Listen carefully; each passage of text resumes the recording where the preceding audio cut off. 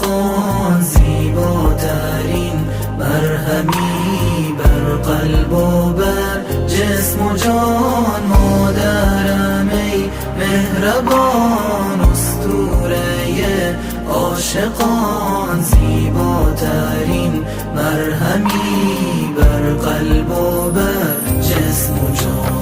در زیر پای تو بهشت خالق مهربان نوشت. ای مادر عزیز من توی زیباترین سره، گنجینه محبتی افسانه حقیقتی در لابلای شعر من. زیباترین عبارتی در لابلای شعر من، زیباترین عبارتی.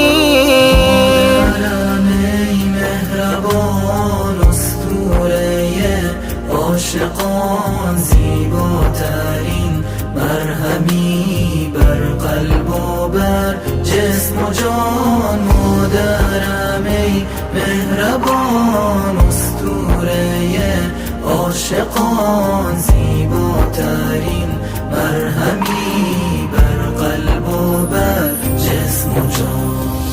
کی بود که با دل واپسی شب تا سحر دعا می کرد؟ کی بود که با لالاییاش اسم منو صدا می کرد؟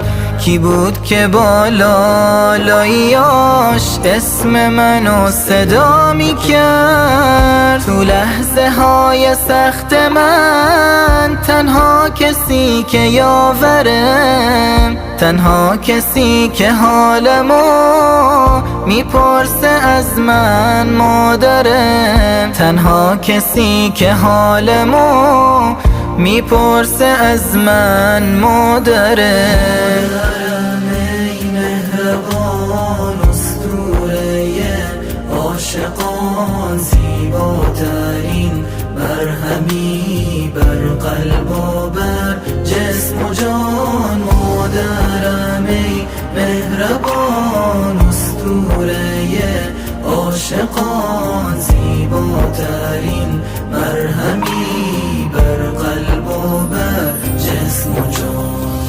قصه سرد زندگی ما رو ازت دور میکنه، اگه نباشی مادرم هیچی برام نمیمونه.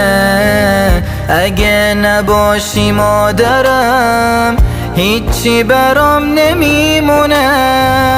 ما رو ببخش ای نازنین قدر تو رو نمیدونیم. به پای ما موندی ولی به پای تو نمیمونیم. ما رو ببخش ای نازنین قدر تو رو نمیدونیم.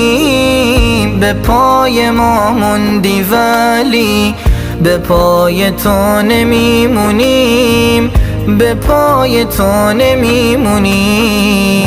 مادرم ای مهربان اسطوره عاشقان زیباترین مرهمی بر قلب و بر جسم و جان. مادرم ای مهربان اسطوره عاشقان زیباترین مرهمی بر قلب و بر